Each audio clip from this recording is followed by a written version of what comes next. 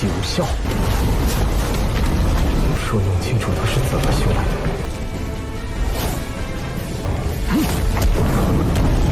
功效不俗啊！可怜的草药，斗人之间力量暴增。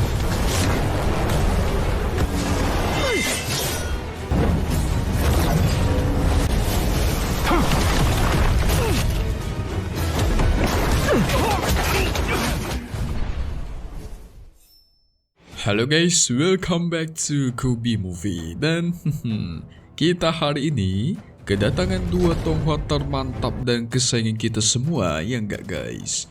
Baba Shihao dan Tio Pak Boy. Oke, di part 131 hari ini kita semua bakal melihat Shihao akhirnya reuni dengan mantan terdekatnya yaitu Yunsi. Nah, di sini bakal terungkap cukup banyak fakta menarik, tetapi nanti Shihao harus bertarung melawan Master Kuat dari sekte musuh. Penasaran kan kalian? Maka dari itu, kita review sedikit dulu buat part kemarin, di mana kita semua sudah melihat Baba Shihao akhirnya berhasil pergi dari dunia rahasia. Tetapi di tengah jalan dia bertemu dengan kelompoknya Yunsi. Dan sialnya kelompoknya Yunsi itu dihadang oleh dua dewa perang kuat. Satunya dewa perang perak, satunya lagi wanita berkepala tiga. Kuat banget dah mereka berdua ini. Sampai-sampai kelompok Yunsi itu dihabisi dalam waktu singkat. Tidak ada pilihan, Shihao harus menyelamatkannya. Sehingga apakah yang bakal terjadi selanjutnya? So langsung saja kita masuk ke intro ya guys.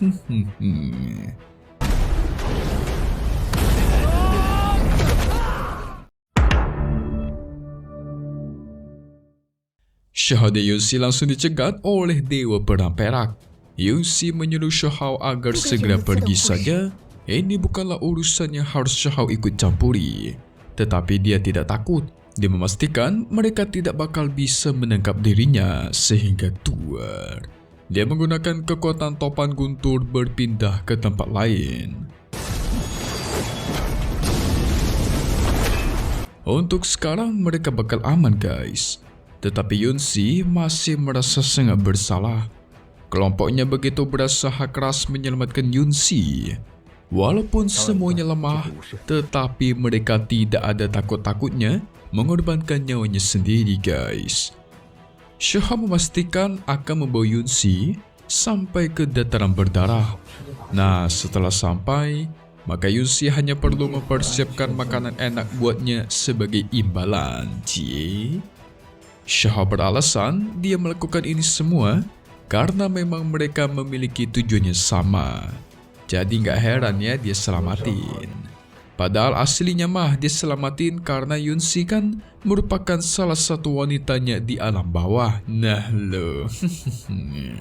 Sampai-sampai Yunsi merasa Shihao ini mirip dengan teman lamanya yang pernah dia temui. Yang dia maksud adalah Shihao guys. Di sini posisinya dia masih nggak tahu kalau orang menggendongnya ini adalah Shihao. Soalnya Shihao mengatakan kalau namanya adalah Moshi. Nama samaran baru lagi nih guys. Kalau kemarin Shohuang, hari ini Moshi. Tetapi tiba-tiba di tengah jalan mereka bertemu dengan badai raksasa yang menghampiri. Wah, ini ada apa lagi nih? Tiba-tiba dari badai itu muncullah kera iblis yang ingin menangkap Yunsi. Tetapi ketika Shihao menyerangnya, sama sekali tidak berpengaruh. Aneh sekali. Yang ternyata guys, kera iblis ini tidak terpengaruh oleh sihir. Sehingga serangan apapun yang mengandung sihir tidak bakal berguna. Lantas apa yang bisa melukainya dong? Yes, serangan fisik atau serangan pukulan. Nah, berarti Shihao harus adu tinju nih. Hehehe. Badai di sana semakin mengamuk. Sang kera iblis masuk ke mode murka. Yunsi menyuruh Shihao agar pergi saja. Karena dia takut malah jadi beban buat si Shihao guys.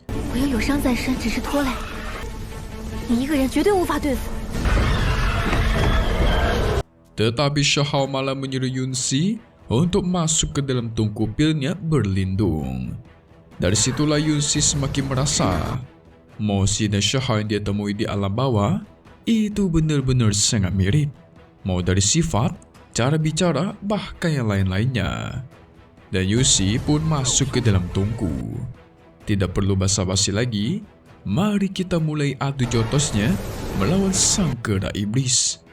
Tapi masalahnya bukan cuma satu ya guys, ada banyak. Sehingga pertarungan pun terjadi. 说弄清楚他是怎么修来的。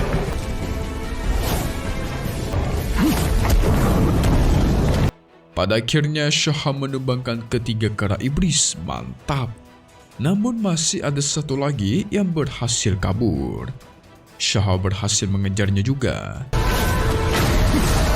今日定要弄明白你们为何能法力免疫。 Dan ternyata yang kabur itu sedang memakan rumput jiwa darah. Ketika dia memakan rumput itu, kekuatan sang kera iblis auto melonjak drastis.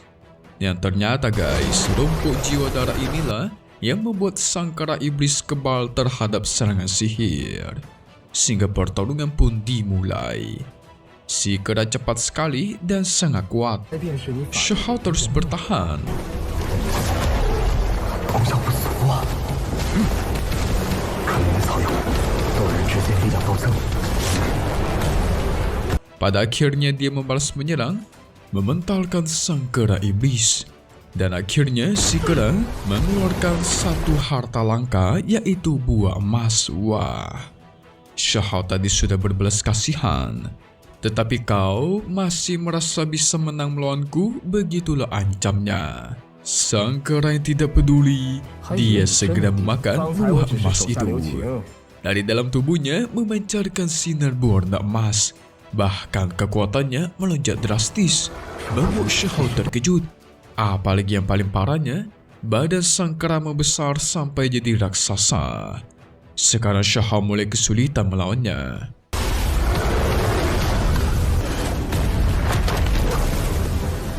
Serangan batu pun dilancarkan. Sembari si kera menahannya, Shaha mengeluarkan tombaknya untuk menyerang si kera secara bertubi-tubi. Dan duar, auto menghilang si kera tuh. Mantap.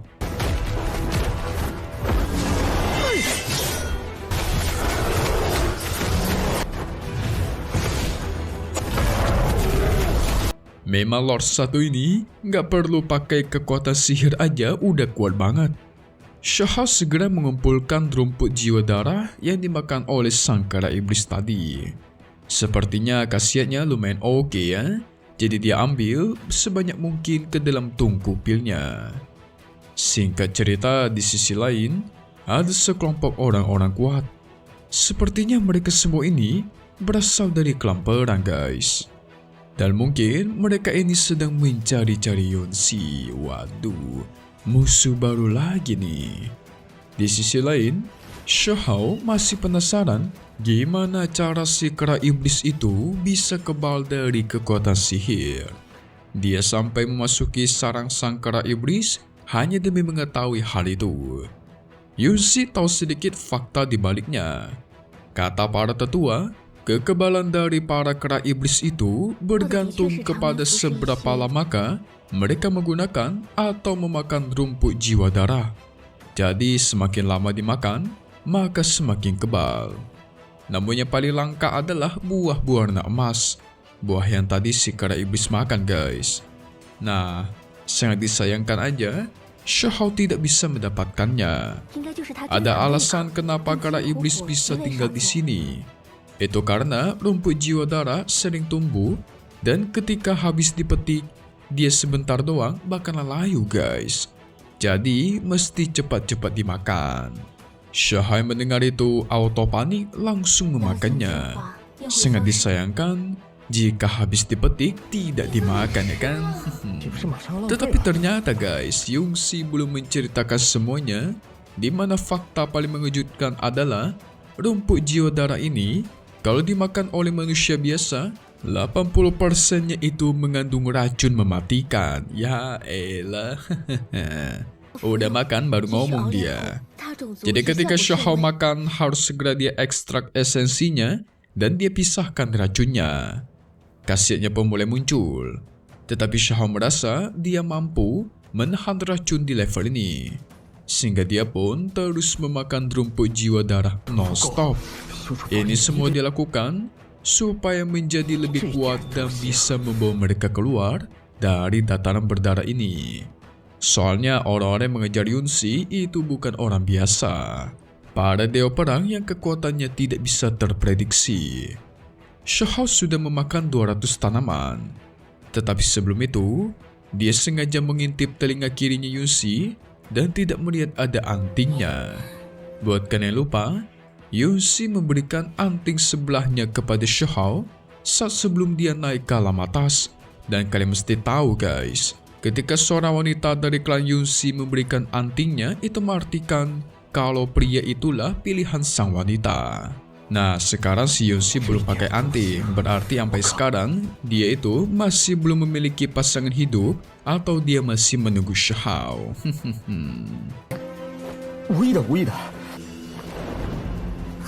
Segera Shahao memulai proses ekstrak esensi, tetapi dia malah kesakitan dan muntah darah. Tetapi sial, tiba-tiba orang-orang dari klan perang itu sudah datang. Sang tetua langsung bertanya, batu surgawi itu ada pada tubuhmu kan? Oh, jadi itulah alasan kenapa mereka semua mengejar Yunsi. Karena dia memiliki batu surgawi yang diincar oleh para dewa. Yunsi mencoba mengancam dengan membawa nama leluhurnya, tetapi mereka tidak peduli. Malah si Yunsi mau mereka tangkap dan dipaksa nikah dengan jenius dari klan mereka guys. Buset, senaknya aja main culik mau nikahin orang ya.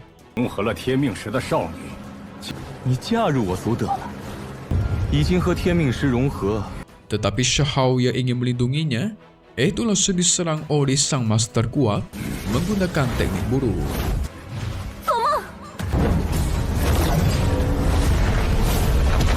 Yunsi mencoba menyembuhkan Shahao dengan batu surgawi. Namun itu malah membuat para musuh jadi tahu kalau batu surgawi memang berada di tangannya Yunsi. Segera mereka mencoba menangkap Yunsi guys. Sementara Shahao dicegat oleh sang master kuat.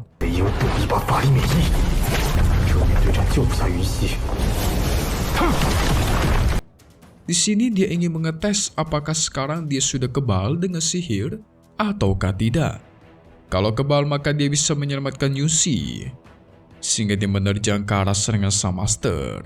Satu serangan berhasil dia lewati. Serangan kedua juga dia lancarkan. Dan benar aja dong, Shahao kebal terhadap kedua serangan sihir mereka. Dan tuar. Dia berhasil mementalkan si master tetua, sehingga tinju bertubi-tubi dilancarkan membuat sang master dihabisi. Mantap. Sang murid yang tidak terima segera menyerang Shahao. Tetapi kali ini serangan sihirnya malah berefek, yang ternyata efek kekebalannya Shahao tadi itu cuma bertahan sementara guys. Jadi dia ada jangka waktunya gitu. Wah, kalau semisal tidak ada waktu alias unlimited, bisa-bisa Shahao jadi terlalu overpower nih, ya nggak sih? Tetapi apakah itu penting? Shahao dengan cepat menghabisi sang murid. Para buruh yang mencoba kabur dari sana, salah satunya juga dia tangkap. Dan Shahao habisi. Jadi lau ini buat dimakan nanti malam nih. Melihat kesaktian Shahao, Yunsi jadi penasaran asal dari manakah dia ini. Sungguh menakjubkan. Singkat cerita, malam hari Shahao bertanya soal batu surgawi yang dicari oleh orang-orang kuat. Kalau dari musuh-musuh yang sudah Shahao lawan, memang kuat semua. Tetapi dia memastikan bakal selalu melindungi Yunsi sampai tujuan. Semua masalah pasti ada solusi guys. Begitulah katanya.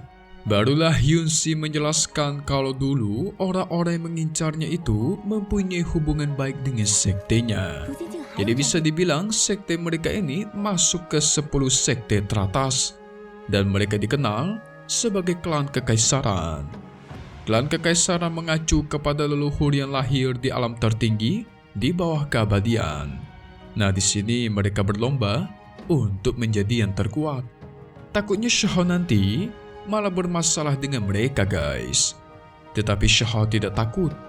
Ketika Yunxi melihat Shahou meracik ramuan buat makanan, gerakan dan caranya itu sama dengan Shahou dari dunia bawah yang dia kenal. Pada akhirnya Yunxi bertanya, sebenarnya kau ini siapa sih? Bukannya Shahou nggak mau jawab jujur ya? Tetapi kalau dia jujur, maka besar resikonya. Dan Yunxi mungkin bakal terseret ke dalam masalahnya. Jadi Shahou sengaja menggodanya dan mengatakan kalau namanya adalah Moshi. Yunxi mencoba mengecek ke dalam diri Shahou, tetapi kan sekarang Shahou bisa kebal sama sihir, jadi gagal dia, guys. Shahou malah menggodanya dengan bertanya, apa syarat klan surgawi untuk mengizinkan seseorang menantu laki-laki? Jadi ceritanya Shahou mau ngejar si Yunxi sampai mau menikahinya, guys. 会不会直接就被招婿了？要是我去天人族提亲，话说你们天人族招女婿都要什么条件？ Namun Yunxi malah menawarkan hal lain, yaitu dia bakal membantu Shahou untuk berguru dengan salah satu dewa.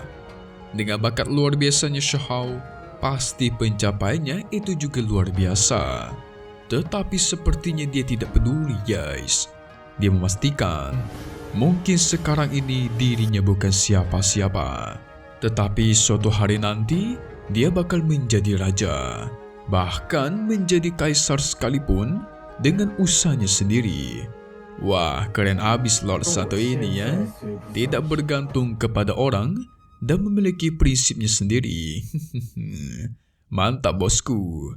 Tapi jangan kemana-mana dulu dong, karena kita bakal masuk ke bagian preview untuk part selanjutnya di minggu depan ya. Penasaran kan kalian? Oke guys, ini bakal seru banget.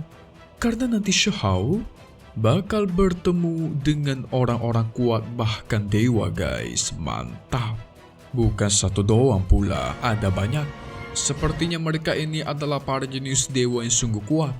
Shahou bahkan terus kabur-kaburan dari mereka ini, karena mereka yang menang jumlah dan mereka kuat semua. Tetapi nanti juga bakal muncul dua sosok dewa yang super kuat, menunjukkan sosok raksasa mereka dan saling bertatapan satu sama lain. Yunxi dihisap hampir aja ketangkap. Pada akhirnya Yunxi ikut membantu Shahou dan Tuer. Ini yang paling keren, guys.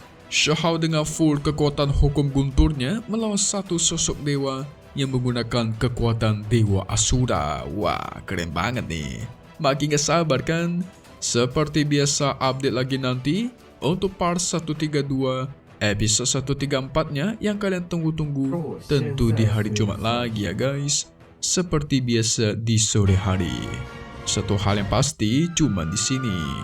Thank you buat kalian semua yang nonton dan selalu support channel Mimin. Semoga kalian semua sehat selalu ya. Memang pamit undur diri dulu. Kita bakal ketemu lagi di video-video selanjutnya. Oke kalau gitu, see you guys.